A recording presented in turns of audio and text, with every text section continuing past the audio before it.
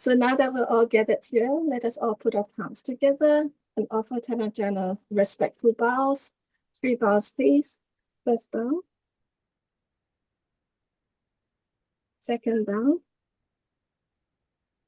And third bow. So we'd like to now invite Ajahn Asoko to please begin the session by leading us in a short guided meditation, Ajahn. Okay, well, greetings to everyone. And it's always good to take the opportunity to just settle a bit here and now. We all come from our own activities. And so we're sitting together for a little moment and start off by just coming back to this body, to this mind, to this consciousness.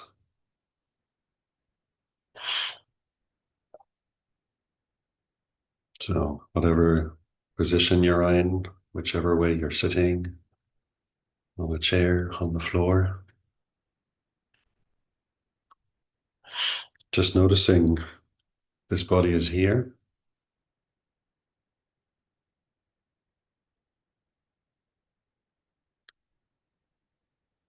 Sitting feels like this.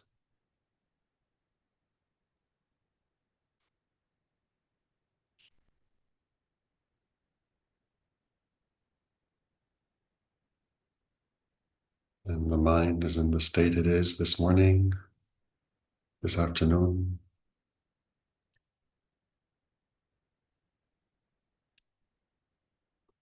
Just coming back to allowing that to be the object of awareness right now.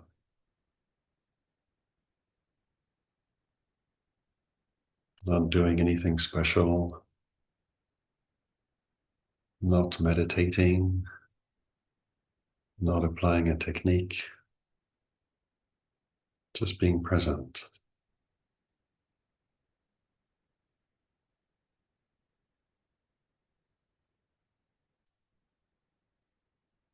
And noticing how this body and mind manifest in awareness right now.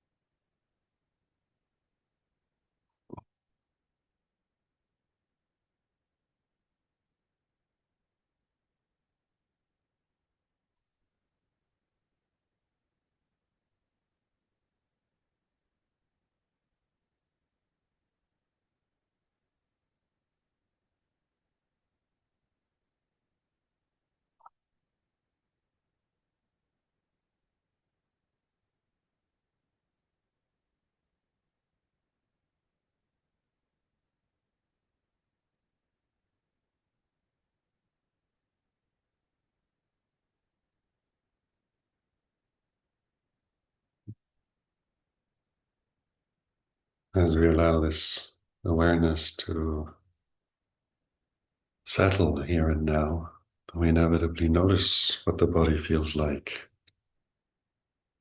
whether it's restless or tranquil, comfortable, or has a few aches and pains here and there.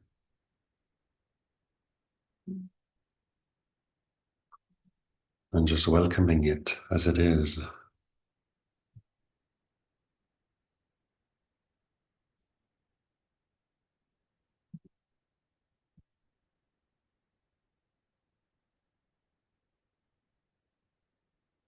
Noticing where the mind is at. Is it restless and busy and thinking?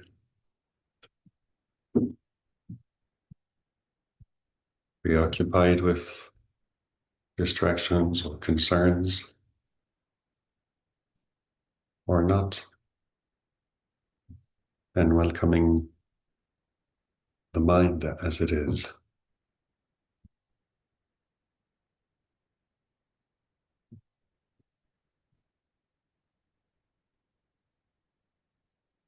So just being willing to sit down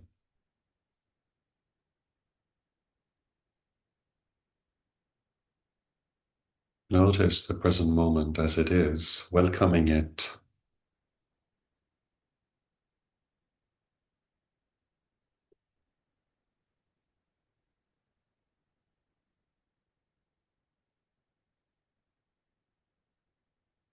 Just that act of slowing down and stopping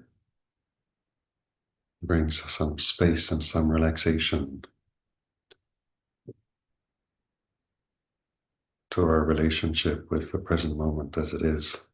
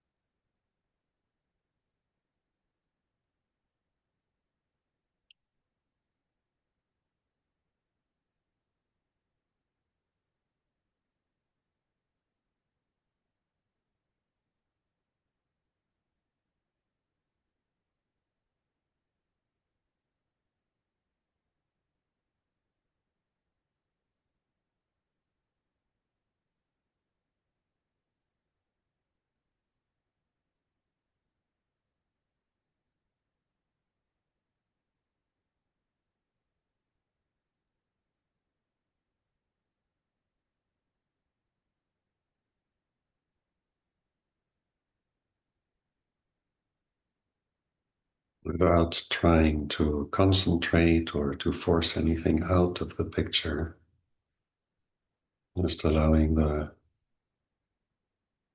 experience to be an experience of relaxation into the present moment.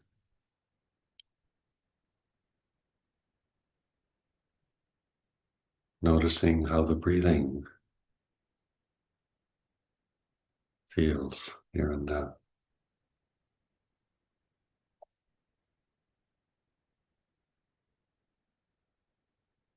Is it comfortable or not?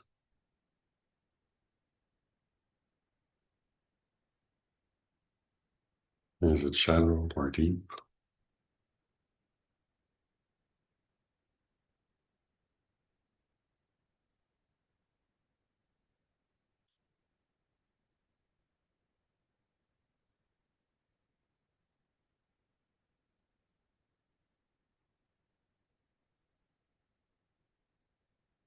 So welcoming the breath as it is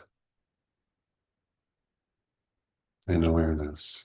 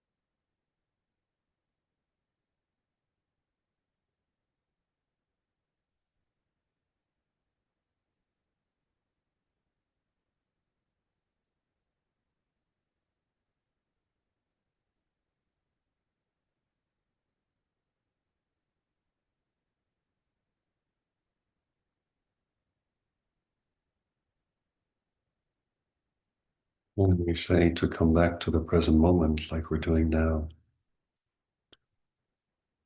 oftentimes it's really a manner of speaking because we are already here and now.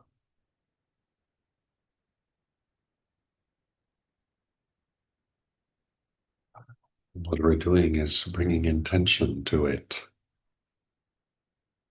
And in the process, we notice how very often we are here and now, but we're more caught up in our reactions of liking and trying to hold on to what's pleasant, not liking and getting restless, trying to get away from what's unpleasant. And the simple experience of having a body, experiencing the body, experiencing the mind.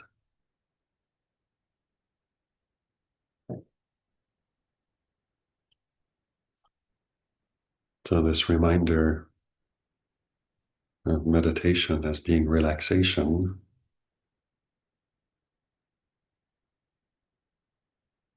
it helps us to notice where we might be resisting, where we might be restlessly trying to get away from very simple things, reacting to discomfort in the body by tensing up,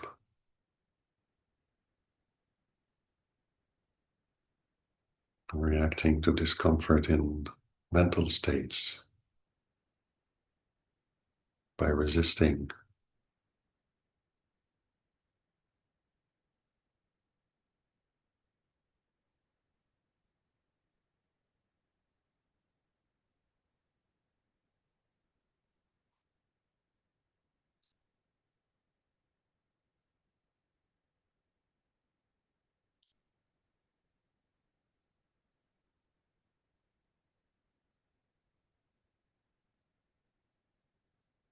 So sitting here,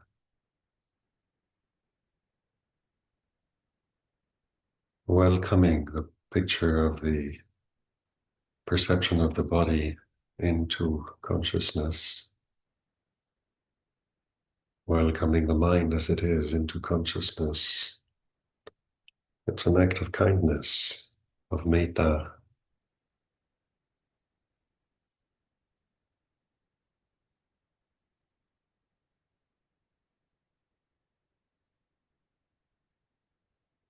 Stopping for a moment and being willing to acknowledge these things as present. And oftentimes that is when we realize we've been unconsciously resisting certain things. The resistance makes us restless, and then peace and tranquility escape us.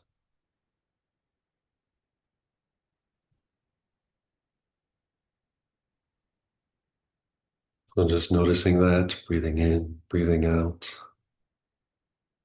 allowing resistance to fade, letting go of resistance.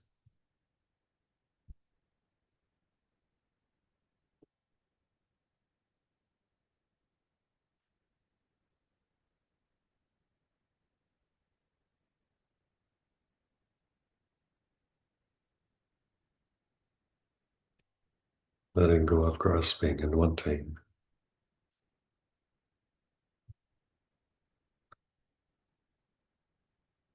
and welcoming the way it is.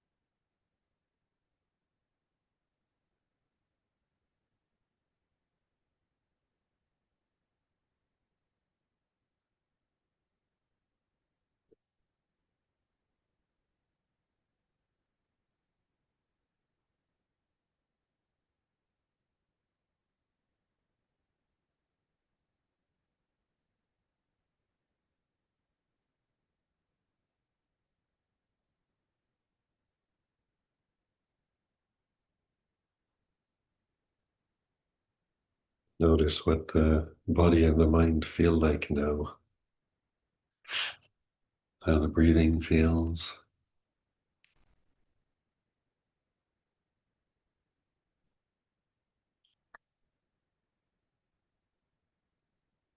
How it's changed over 15, 20 minutes of sitting together.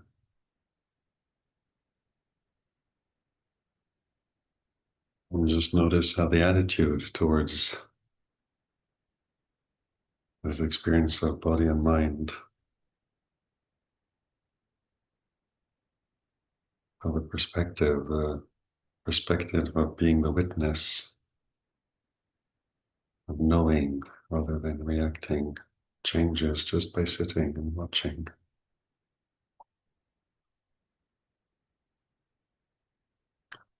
I don't have a bell, but this is the end of our little moment of meditation together. Thank you, Tanajan. We'd like to now request for the Dhamma.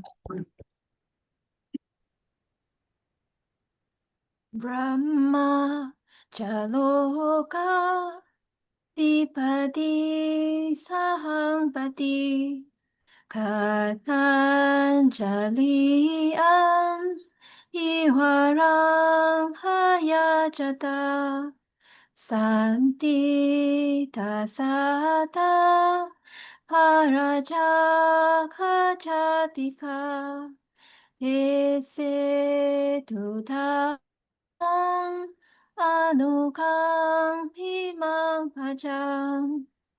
The Brahma god Sahampati, Lord of the world, with palms joined in reverence, requested favor. Beings are here with but little dust in their eyes. Pray, teach the Dhamma out of compassion for them.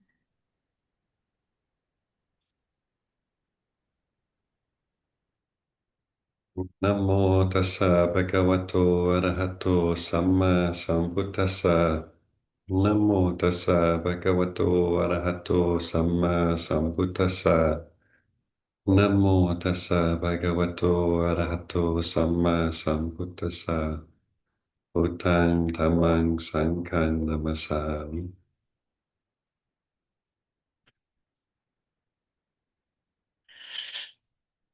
I was reminded just by hearing the invitation to give a talk. Classically was the invitation by the Brahma god Sahampati. And he's been coming to mind recently. I think it was last time Lompo Sumedho gave either a talk or we recorded a Q&A together. He was mentioning Brahma gods and these Brahma realms that we imagine and sometimes aspire to. And it reminded me how beautiful the story is that Brahma Sahampati sort of shows up in the Buddha's life. So I don't know if some of you are probably aware of the background, but it's a beautiful little story that I'll just share with you. When the Bodhisattva was going through lifetime after lifetime, building the barami necessary to one day become a fully enlightened Buddha, he made friends along the way, creating karma with a lot of beings, and so that at the end he would be able to help those beings on his way out, show them the path to cessation of suffering. And there's this probably several lifetimes he associated with this being who in the end became known as Brahma Sahampati. But there's one lifetime, it was the time of a previous Buddha. I don't remember which one it was. And the Bodhisattva was born into the family of a potter. And so that was his trade. Through the family, he became a potter. And in the castes of India, a potter is not a very high stratus of society. And he was very good friends with this young man who was a little bit older than him, who was a Brahmin. And that was kind of a little bit unusual for Brahmin to have a very close friendship with a potter. but that's the way it was. And one day they're meeting together, and the Brahmin tells the young potter, I met this recluse. He's a very, very special being. He's a fully enlightened Buddha. You should go and meet him. He teaches really good Dhamma. And the young potter is like, yeah, no, I'm okay. I'm not interested. And the Brahmin's kind of considering and thinking, I'll have to speak about this again. And at several occasions when they meet together and go for walks and go bathing and just chatting together, the Brahmin keeps bringing it up. And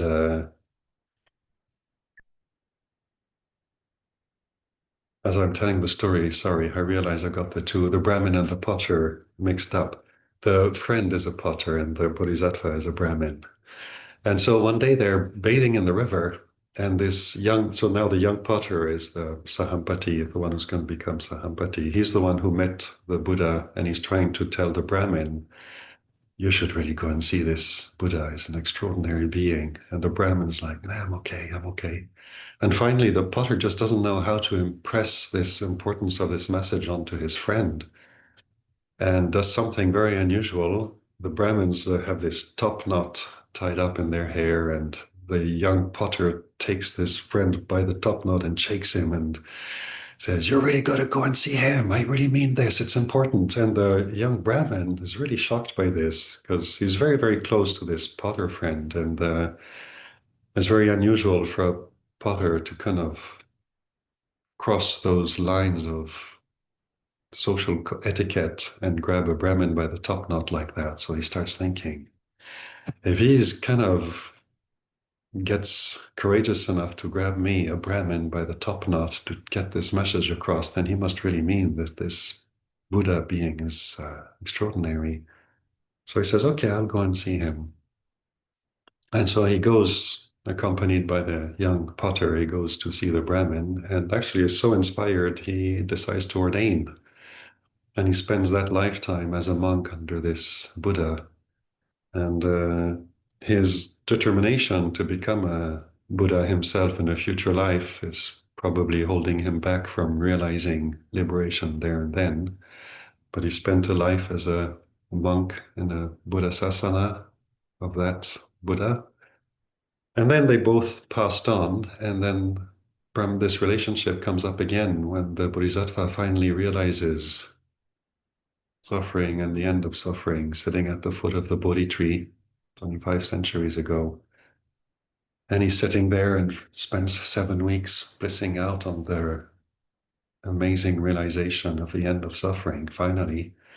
And then when his 7 weeks of bliss are over, he starts considering this realization, this Dhamma that he's realized. And his first thought is, this is subtle.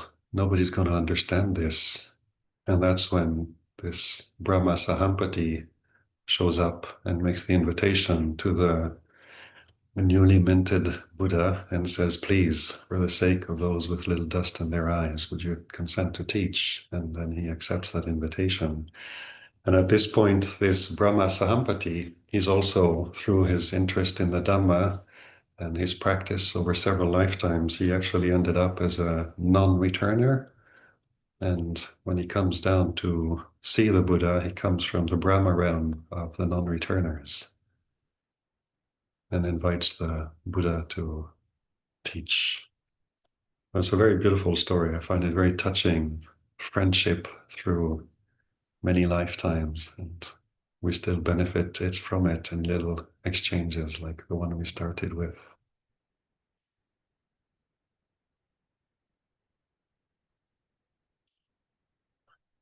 So coming back to this kind of practice, contemplation, reflection that is this Noble Eightfold Path.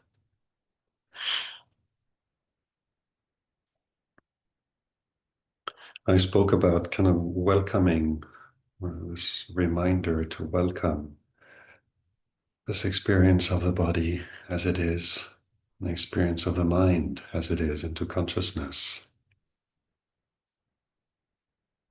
And it's something we kind of take time to do without any distraction when we sit down together, as we did at the beginning of the session, or on our own. And if we have the ability to create a bit of space in our homes and take time from our daily schedule to just stop and do nothing else but stop, not kind of do it as we're in the midst of other activities. But it's an important thing to do, to just remind ourselves of what it tastes like in the heart to actually just stop for a moment. Whether it's just 5 minutes, 10 minutes, because that's what we can manage, or whether we can stop for half an hour, one or several times a day.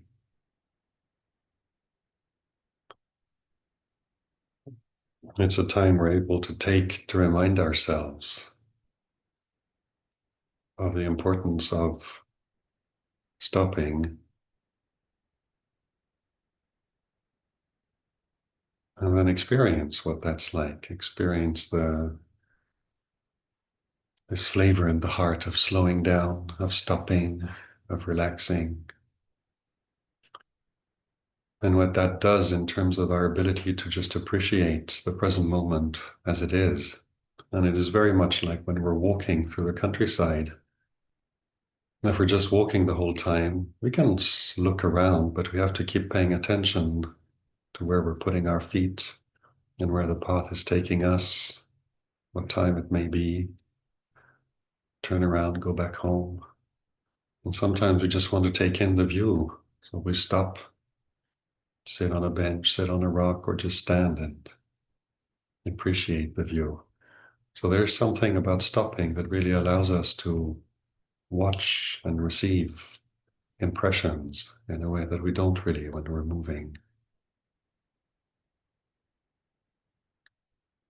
So these periods of what we call formal meditation, formal practice, they remind us of the importance of this perspective we develop when we stop. The ability to really take the position of watching, the watcher, the witness, as Luang Por Sumedho reminds us of constantly. And then, in terms of practice, learning to carry that into the rest of our daily lives, so that this investigation of suffering and the ending of suffering is something that we're exploring throughout the day, sometimes giving it more attention, sometimes it's something that's operating in the background but never quite forgotten.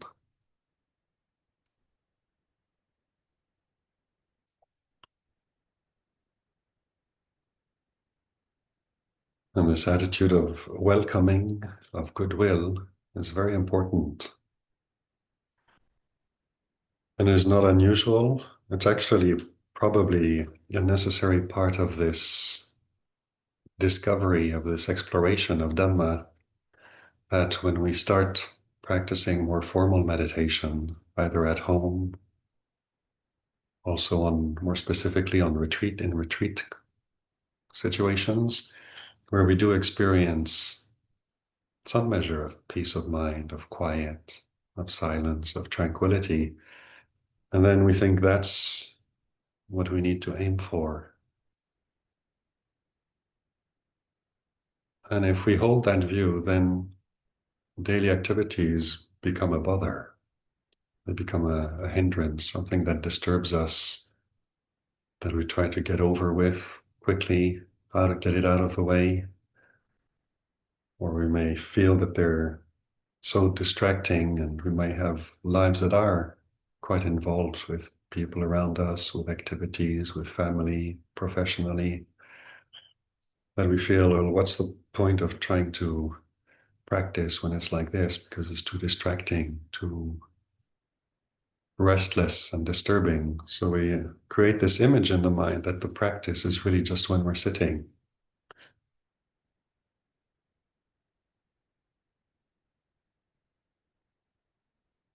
And then we feel the courage to do it, or we feel discouraged, satisfied, sometimes unsatisfied, sometimes give up. So these experiences that we have of the mind becoming peaceful, becoming centered and clear, they're very good experiences because they, as they develop and grow and become more subtle, they show us what this position of the witness offers in terms of clarity and of freedom, feeling free from the conditions that we're observing. But it's important to realize that this kind of situation where we sit down and just practice formally are very often situations that are conducive to experiencing these moments of peace. But the importance of what we're cultivating is this position of the witness.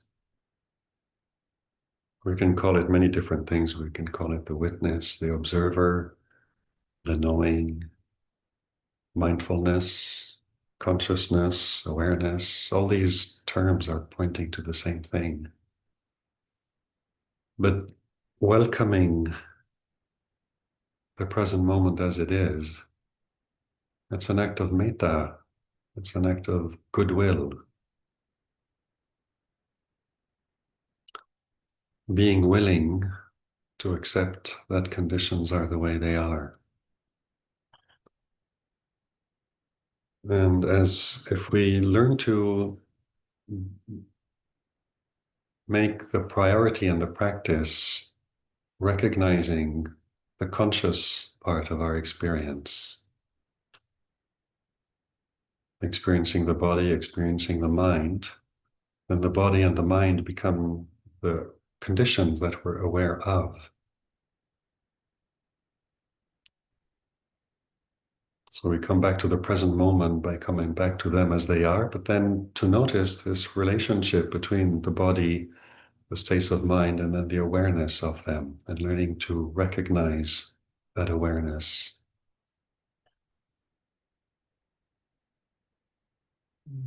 Since about 10 years or so, a bit more, Lompo Somedo's kind of retired. It seems like a lot of his teachings really emphasize that a lot more than it was always the heart of his teaching, but it's almost like he's kind of distilling his teaching to just reminding us of that all the time since a number of years now. And he points to this awareness, this consciousness as being our real home, being this Dhamma that we're seeking when we say we want to realize the Dhamma. So all these different words are pointing to that. So in our practice, if we forget that, then it's easy to get caught up in looking for peace. And that's not always a very successful and satisfying endeavor. Peace of mind can be very elusive, even when we are sitting alone in a quiet space. And the body starts aching after a little while, getting restless, wanting change. And the mind has difficulty settling.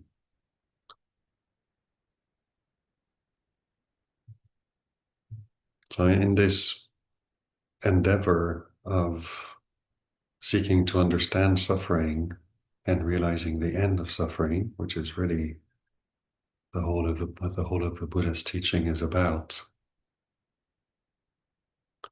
the willingness we can bring to explore both suffering and the end of suffering, that's no small thing.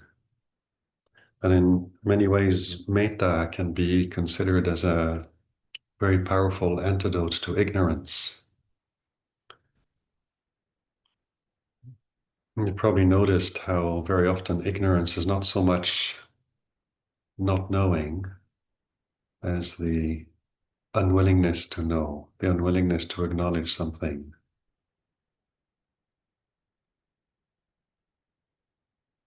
A lot of little discomforts or irritations in our daily lives are things we don't really want to acknowledge, we don't really want as part of our experience in life, and so we conveniently ignore them and move on, hoping to get past them.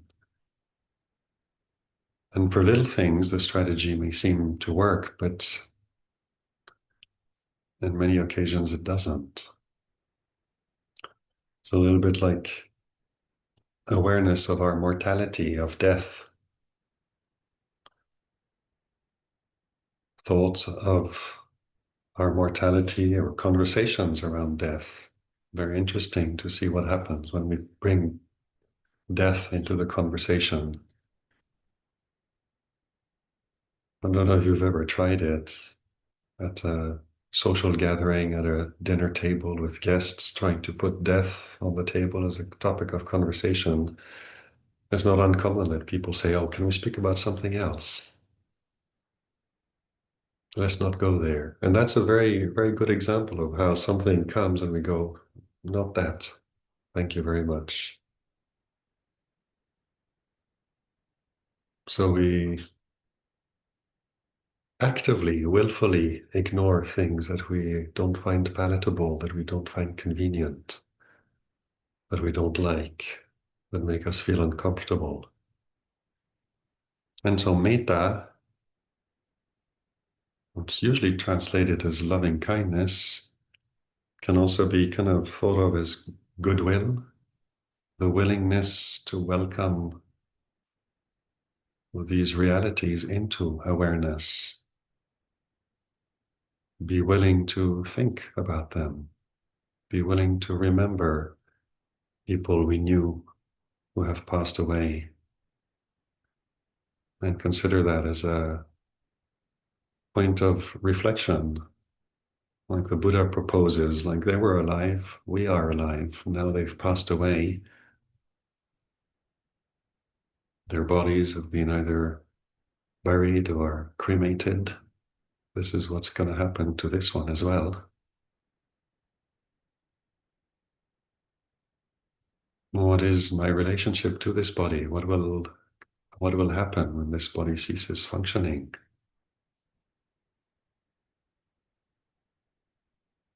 How do I hold it? How do I use it? How do I feel about it?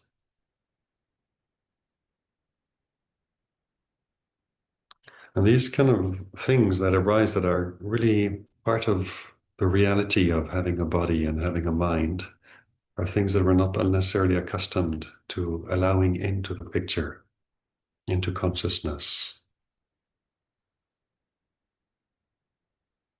We don't always willingly think about it, or sometimes we don't know how to think about it, how to reflect on birth, old age, sickness, and death in a way that might be beneficial. We think about it and it makes us worried, scared, afraid, sad, depressed, anxious. And none of these emotions or feelings are things that we really feel comfortable with. So they're part of what we're reacting to. We react to the fear, the discomfort, the queasiness, the anxiety. And that's what leads us to kind of choose ignorance, choose, let's not talk about this, let's not think about this. When we experience grief, sadness, restlessness, frustration, impatience, anger, jealousy, covetousness, all these emotions that are part of the human experience, they're all somewhat uncomfortable.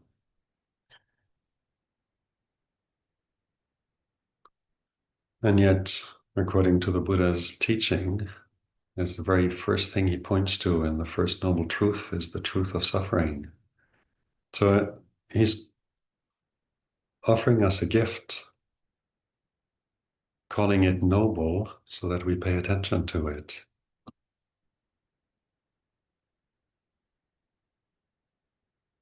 So in this picture that might seem kind of complicated and complex enough to get lost in, if we come back to things as simple as awareness be willing to allow into awareness the body and the mind as they are, that changes our perspective from being caught up in the reactivity to coming to this position of being the witness.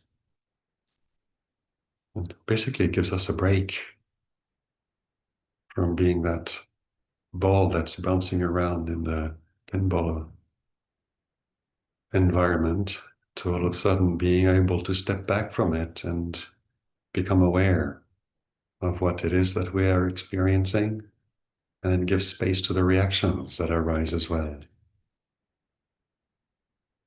The reactions of pleasure and pain, of liking and disliking, of ease and discomfort.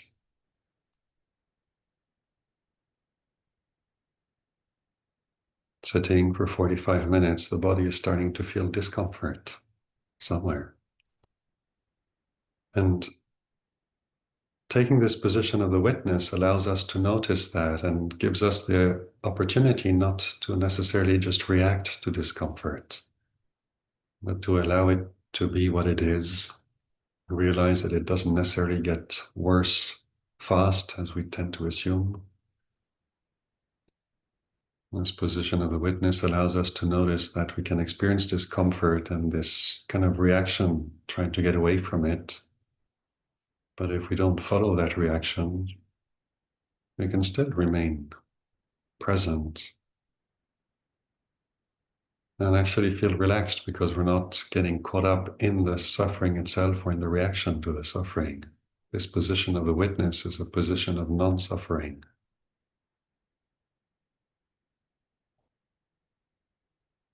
It's not very complicated, but if we remind ourselves of it, it allows us to step back from the complexity of conditions, of sankharas, and the complexity that comes from thinking.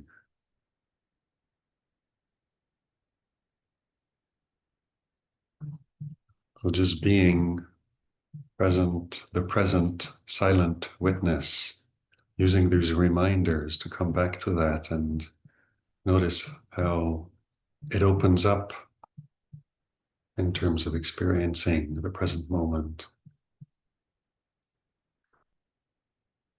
When we're busy and caught up in reacting to the conditions of the present moment, the response always involves grasping, and grasping is a tightening. Whether it's with the hand, grasping with a fist is a tightening, letting go is an opening. In terms of how it feels in the mind, it's similar. Grasping always feels like a tightening, like an increase in stress and discomfort, dis-ease. And coming back to this position of the witness brings ease and relaxation and opening back into the picture.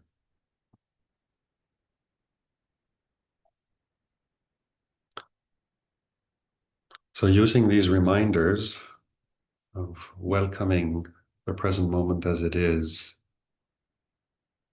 and recognizing how this position of a witness is a position of goodwill, the willingness to allow conditions to be what they are and to be received and acknowledged into consciousness just as they are. So we can practice doing this in these sitting sessions that we may have, but then learning to do that as well in our daily lives.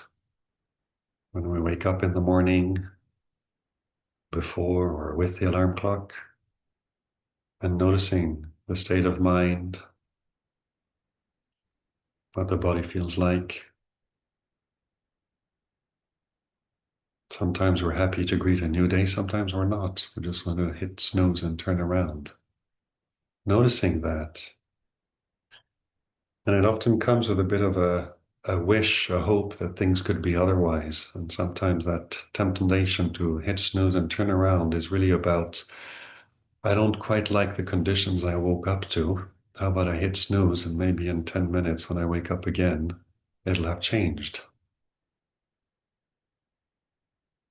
Sometimes the strategy works It's a bit hit and miss, conditions being what they are. Whereas if we can do that and just watch the mind when in consciousness, ask ourselves, can I welcome the conditions as they are? Am I willing to accept that the experience of the body is like this right now? That's an act of goodwill, welcoming and accepting the body as it is, the mind as it is. Goodwill allows us to receive the mind in whatever state it is. If it's feeling peaceful, we can enjoy that. If it's feeling restless and disturbed, we can receive that. And then it still is good practice. Practice does not only become when we're peaceful and concentrated and centered. Practice becomes presence here and now with the conditions, whatever they are. And then can really connect and relate to Lumpur Sumeru's reminders of accepting the way it is, accepting things the way they are. Our practice becomes coming back to the witness, watching the body, watching the mind, and going, oh, okay, right now it's like this. And that's an acknowledgement, a welcoming that comes from this position of open awareness, intuitive awareness, where there may be judgments, there may be thoughts, there may be desires of how things should be. All that is part of the picture. All that is part of the way it is. But our reference point becomes consciousness, in consciousness, an acknowledgement and an acceptance of the conditions as they are.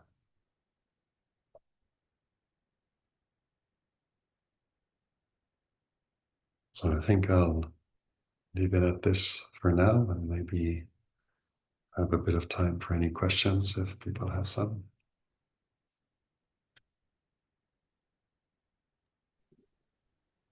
Handamayang ovadakataya sadhukarang tatamase. Sadhu, sadhu, sadhu, anumodami.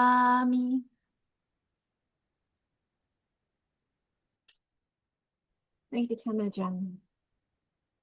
So now we have some time for interaction with Tanajan. If you have any question or comment about the talk, feel free to click on the raise hand button and to invite you to interact with Tanajan and ask a question.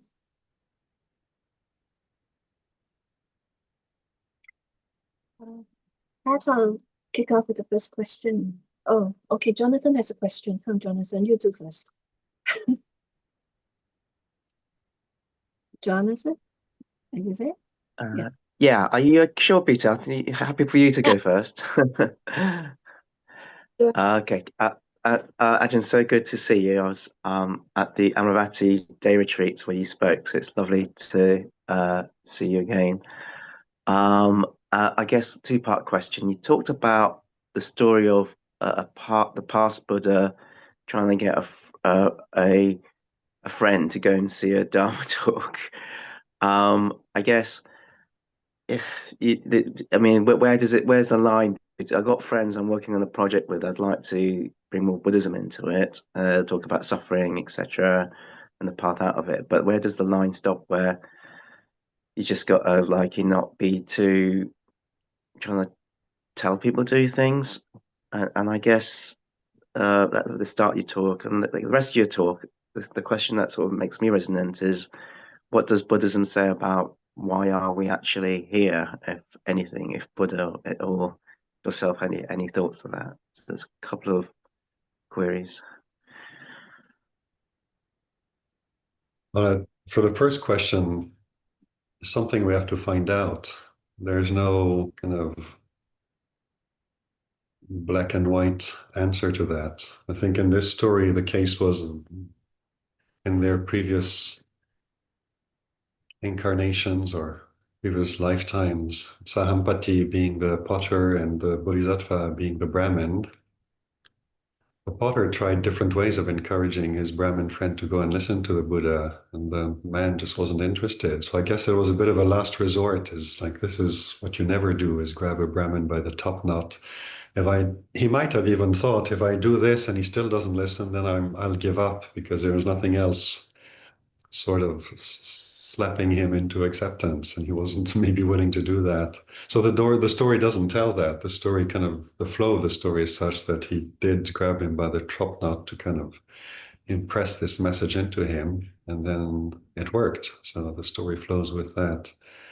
But when we have this interest and this enthusiasm for Dhamma and see the value of it, we can only share that with our friends and verbally encourage them. After a while, if that doesn't take, then just trust that practicing makes you a happier person, someone who suffers less, or if we have suffering, we relate to the suffering differently in a more relaxed, open way. People notice these things. It might not always lead them to ask you, oh, well, you seem like a happy lad. What does it for you? Some people do. And then it's what in Buddhism sometimes we call barami.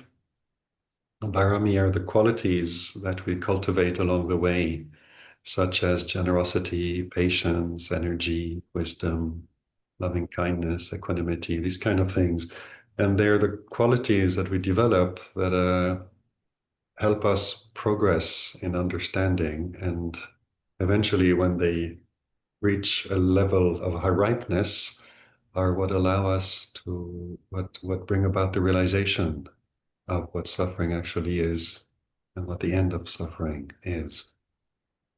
So not everybody has developed these parami to the same level. And in developing them, we need to kind of look at the balance between the different qualities. Sometimes we need to relax more, sometimes we need to be more energetic. And so learning to pay attention to these things in ourselves, in others, maybe, as far as we can appreciate that and understand it. But today I spoke a bit more about metta, goodwill, in the practice and the benefits of that. Equanimity is important in this respect as well. And equanimity is made of metta, of compassion, of empathy. Equanimity is also really informed by wisdom, and the wisdom of understanding that when the conditions are right, things will come together. And if the conditions are not yet right, then maybe we and maybe other people need to keep running into the same patterns that create suffering because we haven't yet understood something. And that willingness to allow that, it's a process, it's not self.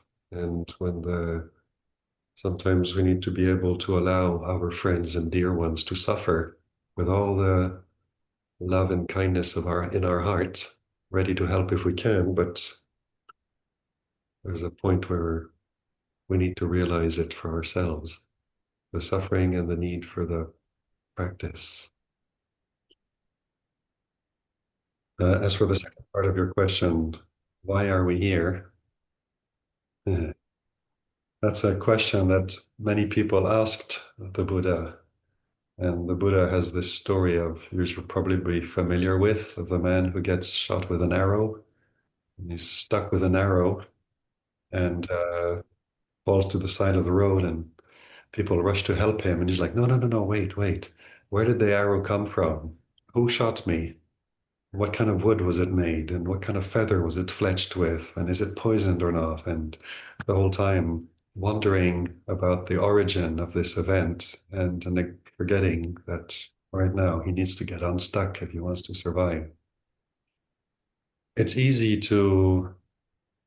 a tempting exploration. Why are we here? What we can realize, like, as we practice, especially in these quieter moments when we're kind of sitting and just watching how the mind operates, what the body is, and especially how we relate to this experience of this body being like this, and emotions and thoughts and memories that make up the experience of the mind. Noticing what happens when something is pleasant or unpleasant and we grasp to try to hold on to it or try to get rid of it. Notice the becoming.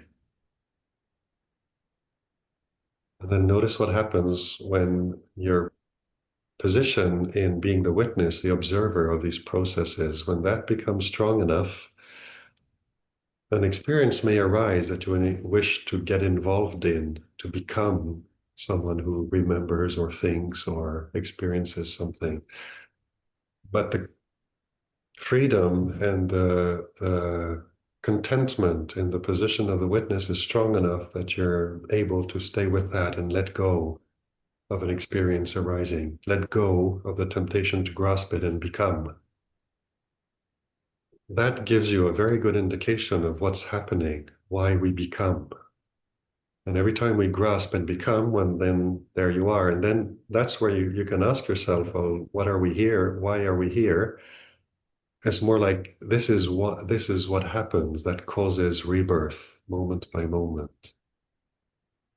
And that's what the Buddha is pointing at. And then what he calls the Noble Eightfold Path, the path of non-suffering, is also the path of non-becoming.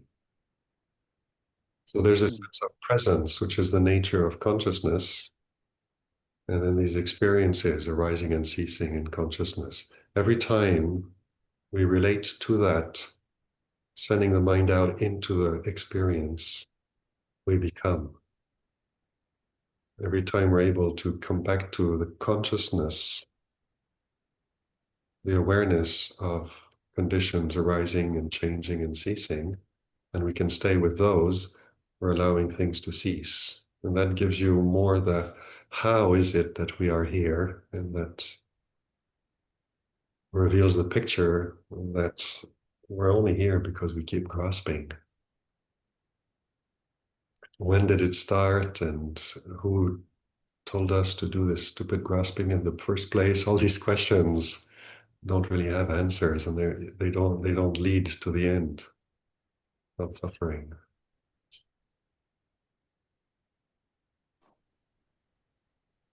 Thank you, very clear, Ajahn. Thank you. Thank you for your question, Jonathan. I'd like to just invite Alan to please ask your question. Thank you.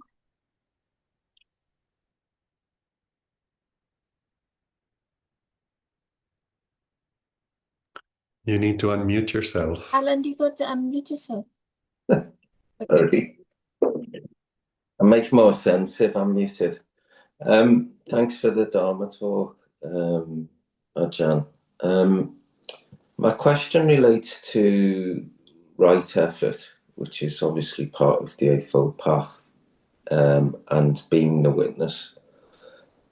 So, I'll paraphrase a little, but in terms of right effort, it's often said that, it's the prevention of unwholesome states and the cultivation of maintaining wholesome states. Yeah.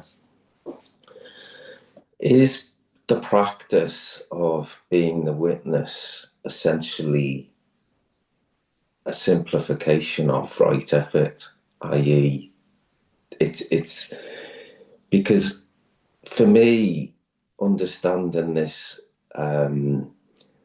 prevention of wholesome states and almost holding on to wholesome states feels like grasping. It doesn't feel to me, it's not a relaxing, it's not a letting go. And whereas I have much more affinity to your teaching and Luang Por's teaching around being the witness, it feels more natural and easeful. Could you say a little bit more about that, please? How we understand the Noble Eightfold Path really very much depends on the very first factor, right view. right understanding. And Ajahn Chah had a really very good simile for that. He says, you're walking down the path, so you're cultivating, walking this Noble Eightfold Path. And it's in the dark. Usually ignorance is dominant. And we need a flashlight to shine onto the path so we see where we're putting our feet. And that flashlight, that light beam that we're shining on the path, so we understand where we're going, is right view. And it's interesting to contemplate how we can engage or try to engage, make an incredible energetic efforts and sustained efforts into engaging in the path. But if it's not guided by right view, then it's misguided. So understanding is a very, very important factor. It comes, this factor of understanding, it's peppered throughout every part of the Buddha's teachings, right from the first noble truth, suffering needs to be understood. And in terms of the Noble Eightfold Path, it's so easy, we're so accustomed to kind of launch into something in order to get results. And to do that, we make an effort to get from A to B. And in terms of this of realization, the context we're working in is we are all conscious already. None of us is unconscious right now. And like Luang Por likes to say sometimes, if he asks anyone, are you conscious right now? Of course, you'd answer yes. So consciousness is there.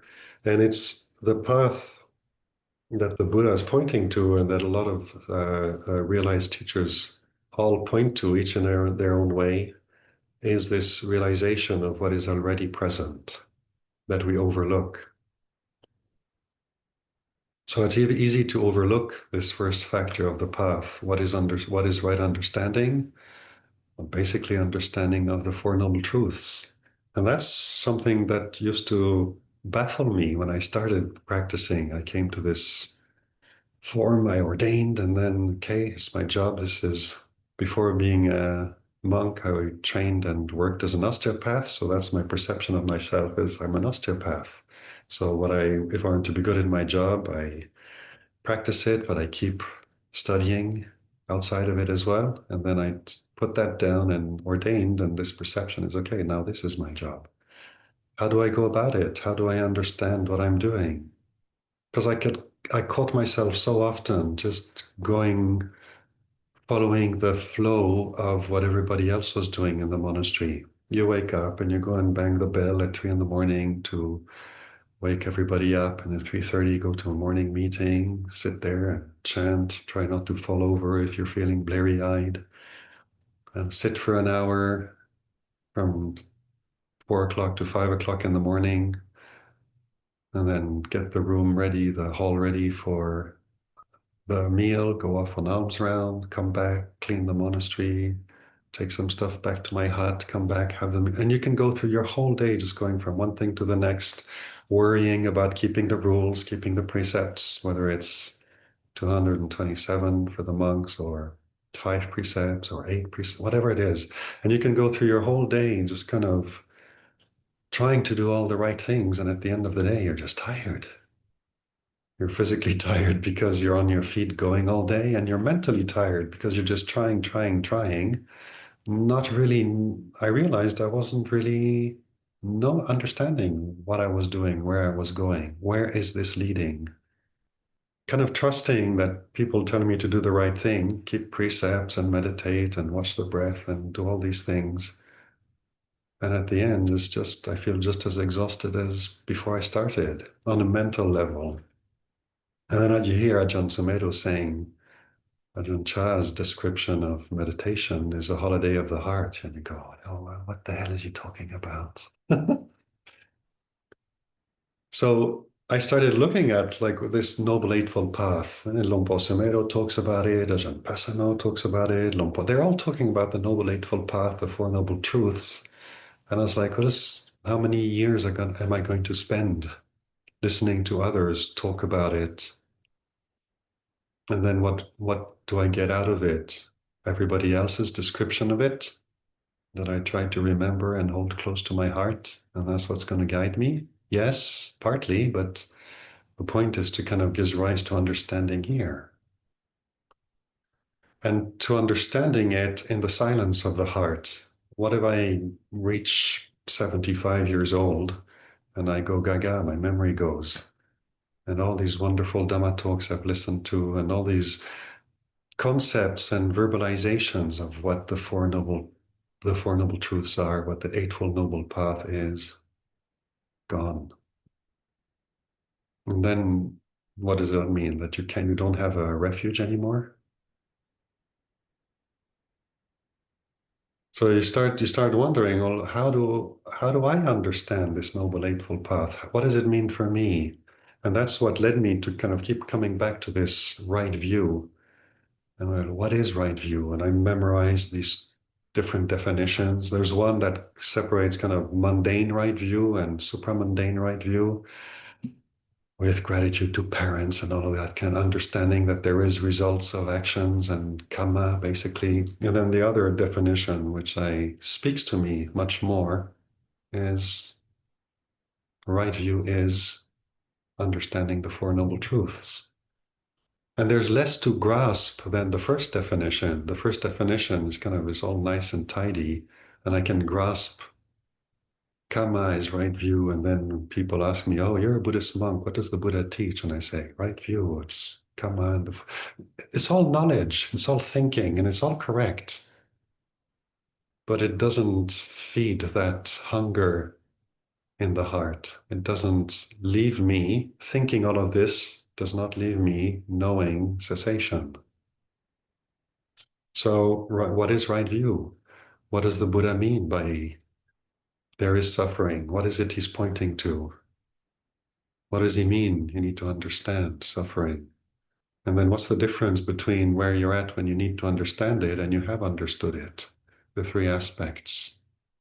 Desire, there is desire. It needs to be relinquished. It has been relinquished. What is he talking about that I can connect with here, that I can discover here? So you realize that understanding right view is something that brings you back here to explore suffering here and now as you experience it. And sometimes suffering is having an incredibly sore hip or a sore knee, and there are 10 minutes left between the end of the sitting, and you wonder, can I possibly hold without moving, or am I going to have to shift positions? Sometimes suffering is feeling incredibly frustrated and impatient because the situation and the people around you don't agree with what you think should be happening, what they should be doing, what we should be addressing. Sometimes suffering is fear, a raw fear doesn't seem to have an object, or fear of death, of sickness, of aging, of losing control, despair, anger, being overcome with anger and not wanting to speak or act on it, not even wanting to feel it.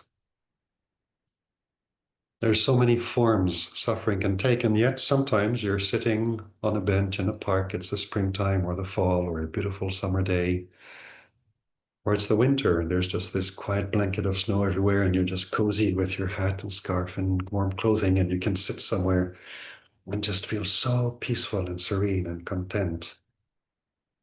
And then you ask yourself, what is the Buddha talking about that's relevant right now when I feel happy and content? Right now, there's no obvious suffering. So exploring like this and realizing, well, the Buddha talked in his definition of suffering as birth, old age, sickness, and death. Sorrow, lamentation, pain, grief, and despair. Association with the disliked, separation from the liked, not getting one's wishes, and in brief, identifying with the five aggregates. So as I sit here perfectly content and at peace, the conditions are very pleasant, and experiencing these conditions leads to this feeling of tranquility, contentment, and peace. But is this freedom from suffering? So you keep exploring like that, and then you start realizing that even when you feel peace and contented, sometimes it's just because the conditions are right. And physically, mentally as well, but they're changing conditions. It's not liberation, freedom from sankharas, freedom from suffering, in the sense that suffering can arise, but you're free from suffering. And then that's a kind of freedom that you know you're free from prison, means you live outside of prison, but you can go inside the prison and visit the jailer, the manager of the prison. You can visit prisoners individually, in groups. You can go into their cells, but you're free. You can come back out again. Freedom from suffering, does it mean I don't experience suffering anymore? Or does it mean I'm free to experience suffering, let it come with a completely open heart, let it go?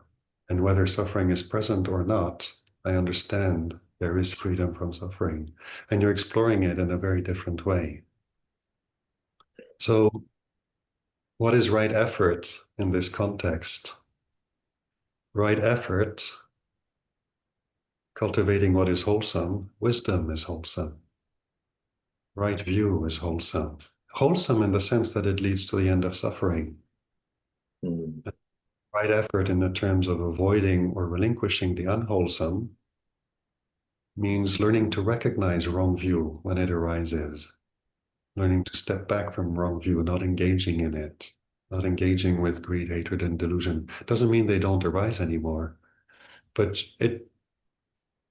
the point of the origin from which practice is going to emerge and effort is going to emerge in this picture is very different from me being someone who doesn't have wisdom and has to cultivate wisdom. Me being someone who doesn't have right intention and who has to cultivate it. Me being someone who has bad sila and has to get rid of it and fight it and cultivate. The main difference between these attitudes is that you can practice and really engage with a lot of sincerity and goodwill and an enormous amount of energy and engage in practice from a point of view of self. And then it's all ego-driven. And it leads to suffering. Or you can pay attention to this first factor of the path, really try to understand it. And as you do so, you'll realize that in your endeavors to understand the first factor of the path, you are cultivating all the others as well. Right intention, intentions of renunciation, will, non-cruelty become realized in investigating the Four Noble Truths. Because all of a sudden your focus is understanding suffering and the kind of behaviors by body, speech, and mind that leads to the rising or the increase of suffering, and those that rise to the diminishing and the abandonment, the cessation of suffering. You're realizing right intention, right speech, right livelihood, right intention. You're bringing into mindfulness an object of mindfulness, which is the Four Noble Truths, which leads to all the others that you find in the Satipatthana. You're really bringing about a state of awareness that becomes free from the hindrances in exploring and understanding the Four Noble Truths. You need to let go of sense desire, of ill will, of sloth and torpor, drowsiness, laziness, of restlessness, of doubt, in order to really be able to explore the Four Noble Truths, understand them, and let them be what shines in consciousness. So you're fulfilling all the factors of the path, but it comes from a point of view of non-self. And then effort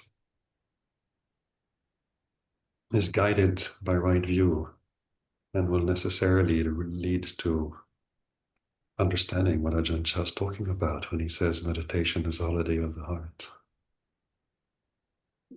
Does that make sense? Yeah, no, it affirms my understanding, Ajahn, in the sense that for me, over time, this bit coming back to being the witness and ultimately allowing the conditions to arise and cease is in essence right effort. Thank you. Thank you for your question, Alan. We have a couple of typewritten questions. I know that we're short of time, Ajahn. Do you want to take one or two?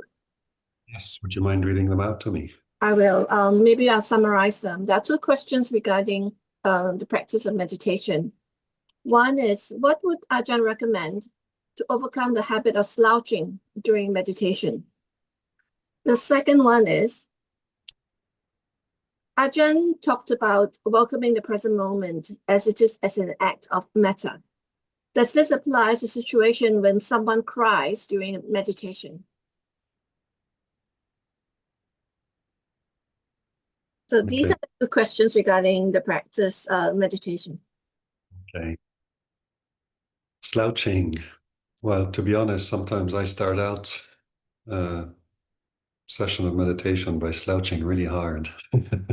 Sometimes it's just we're busy. These bodies need rest sometimes, and it sometimes happens that I come to sit and I enjoy sitting straight because it sort of allows energy to flow. It allows the posture to relax, but sometimes there isn't the energy to do that, and I start like that, and I ended up just letting the body completely crumple. I stay sitting, but I just let gravity do its thing, and it gives a very deep stretch to the back, closes down the breathing to the point that sometimes the whole mechanics of breathing just stop, or I breathe in very shallowly, and then there's something very restful about that. And then when the body's rested like that, sometimes 30 seconds or a minute, I just sit up again. Notice how when you try to sit up too straight, you become very tense and becomes tiring. So it's a question of sitting straight. Maybe you need to do a bit of stretching and yoga or core muscle strengthening just to help the posture, but generally just finding a posture where the hips are free, the pelvis is free to sit in a balanced way, and then the spine just stacks very nicely above it. But you have to kind of explore it and see how you can help it and relax into a pleasantly upright position. Sometimes slouching is also just an indication that we're tired, or we need stretching, we need strengthening. And as far as kind of crying in meditation, yes, welcoming that can be difficult. Sometimes it's just grief that needs to arise. Sometimes it's what we call piti, joy, just tears of joy in meditation. But it's not uncommon to cry without having a clue why the tears are arising. Sometimes we can connect them to a cause. We lost someone dear, or there's a cause to our sorrow and sadness that we can relate to.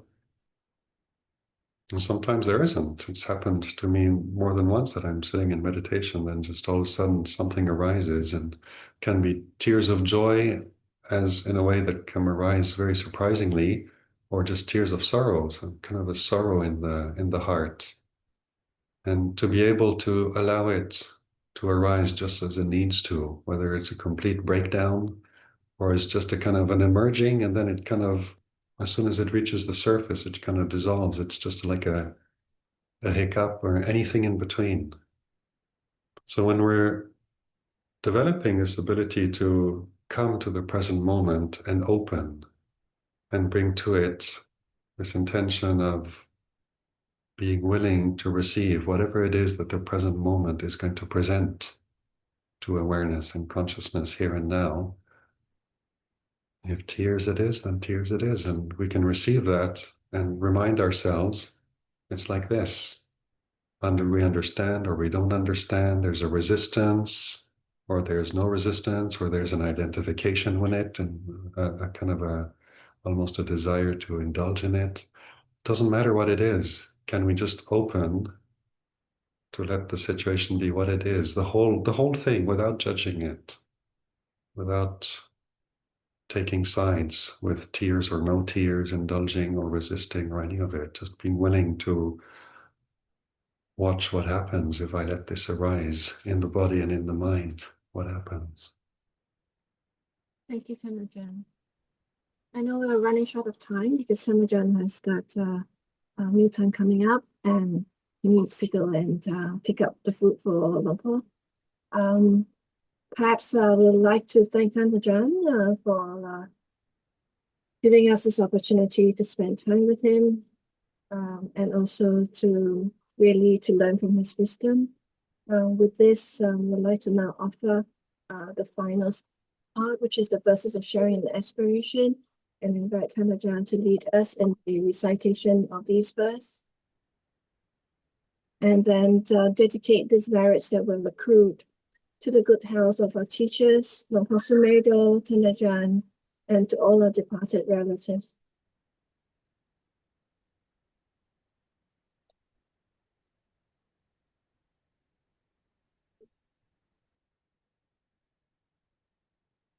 Now let us chant the verses of sharing and aspiration. Through the goodness that arises from my practice, may my spiritual teachers and guides of great virtue, my mother, my father, and my relatives, the sun and the moon, and all virtuous leaders of the world, may the highest gods and evil forces, celestial beings, guardian spirits of the earth, and the Lord of death, may those who are friendly, indifferent, or hostile, may all beings receive the blessings of my life. May they soon attain the threefold bliss and realize the deathless. Through the goodness that arises from my practice, and through this act of sharing, may all desires and attachments quickly cease, and all harmful states of mind, until I realize Nibbana.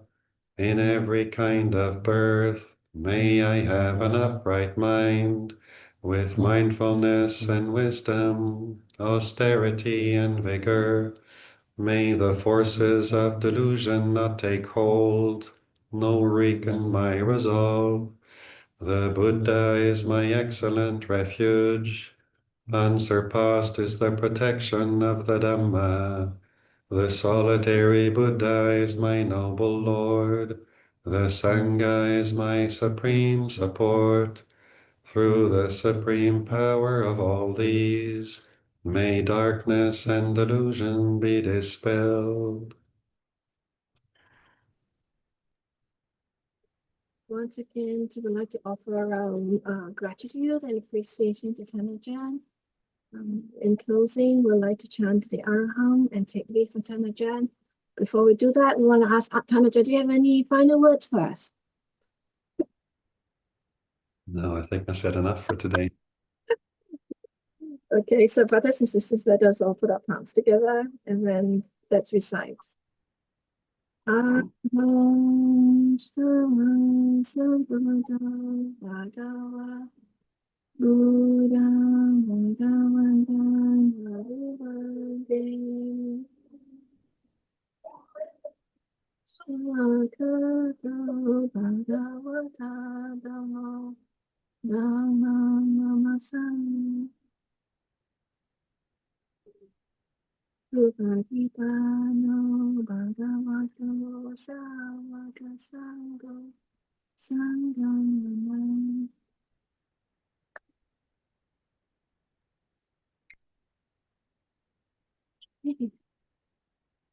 Okay, thank you everyone for joining today. And present for this Dhamma reflection. I hope it was beneficial.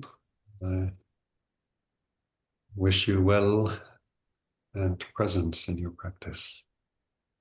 Thank you. Bye-bye. Bye-bye.